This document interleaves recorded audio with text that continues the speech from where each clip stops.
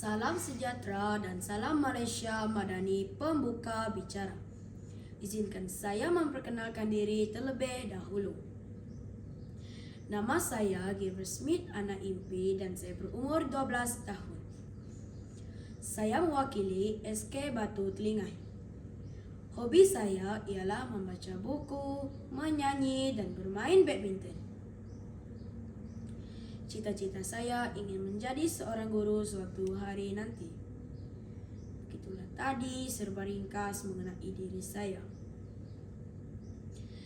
Terdapat banyak buku yang selalu saya baca dan salah satunya adalah buku kegemaran saya. Tajuk buku kegemaran saya ialah Cikgu Kelas Sebelah.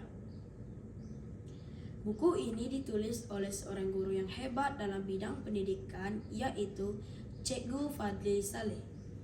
Dan buku ini diterbitkan oleh Kemerak Buku pada tahun 2018. Buku ini mempunyai 183 halaman bercetak.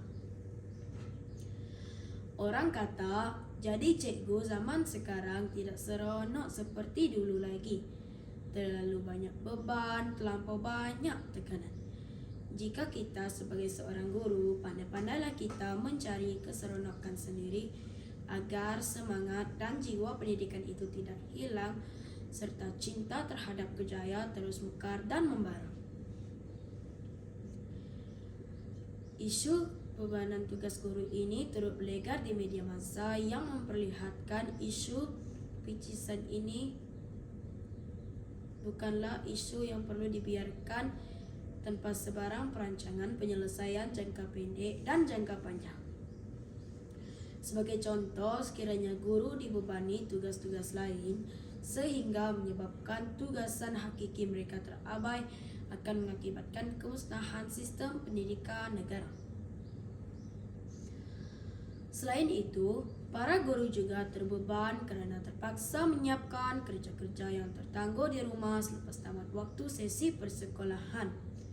Guru juga terbeban dengan tugasan perkeranian seperti memasukkan data-data murid, kehadiran murid, grade ujian, dan peperiksaan selain perlu mengendalikan aktiviti co-curriculum pada hari cuti. Pada pendapat saya, pihak pentadbir sekolah perlu mendengar dan berusaha memahami bebanan tugas yang perlu dipikul oleh setiap guru di bawah pengawasan pentadbiran sekolah masing-masing. Di samping itu, saya mencadangkan agar pihak pentadbir memasukkan kerja-kerja yang keranian yang sekurang signifikan terhadap pencapaian murid. Seterusnya, beban tugas yang terlampau banyak bukan sahaja memberi kesan terhadap guru dari aspek fizikal semata-mata, bahkan turut memberi impak terhadap nilai moral, kepuasan kerja dan kualiti hidup. Guru yang mengalami tekanan kebiasaannya akan menghadapi kekangan dalam menghasilkan kualiti kerja terbaik. Dedikasi, motivasi, kreativiti, komitmen terhadap tugas, keterampilan, dan moral. Kesemua kekangan ini bakal memberi kesan positif terhadap fungsi sekolah dan kemenjadian murid. Situasi ini secara tidak langsung merencatkan matlamat dasar pendidikan negara untuk melahirkan modal insan dan berketerampilan. Guru merupakan golongan antara yang paling ramai dikesan mengalami stres yang berpunca daripada bebanan tugas.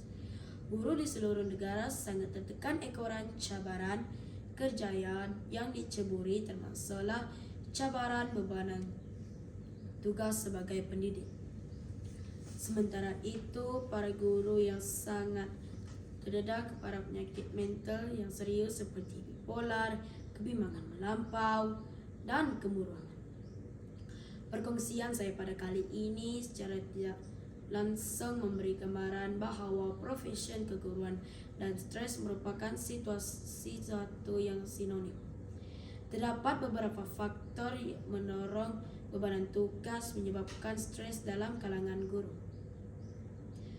Pertama, Guru mempunyai masa berkualiti yang kurang untuk diri dan keluarga kerana terpaksa menyiapkan kerja di rumah selepas tamat waktu persekolahan. Sebagai contoh, guru perlu menanda buku latihan murid, menanda kertas ujian murid, pemeriksaan, dan menyediakan bahan bantu mengajar. Tugasan-tugasan ini memakan masa yang panjang, menyebabkan guru tidak sempat menyiapkannya di sekolah. Lebih-lebih lagi bagi guru yang tinggal berada di rumah, terutama guru wanita, tetap perlu melaksanakan hal luar rumah tangga.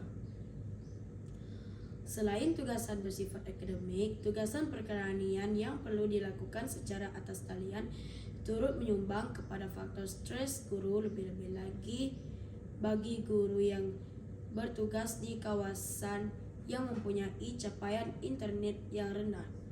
Mereka perlu menunggu waktu malam atau dini hari untuk menyiapkan tugasan tersebut. Kedua, dalam usaha menerapkan kemahiran abad ke-21 dalam sesi PDPC yang perlu dilaksanakan, ia turut menjadi cabaran hebat untuk guru apabila banyak elemen kemahiran yang perlu disampaikan kepada murid dalam tempoh PDPC yang singkat. Umum mengetahui bahawa setiap murid berbeza daripada segi minat, pengetahuan, dan juga gaya pembelajaran. Justru pendekatan pembelajaran yang perlu digunakan juga harus berbeza mencakupi kemampuan setiap murid. Sedangkan guru turut berhadapan dengan kurikulum yang padahal. Dalam pembelajaran abad ke-21, kemahiran penggunaan teknologi amat penting.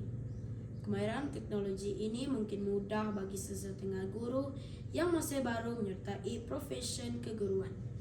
Namun, bagi guru-guru yang bertaraf senior, penggunaan teknologi mungkin agak merumitkan dan menyumbang kepada faktor stres dalam kalangan guru disebabkan bebanan tugas.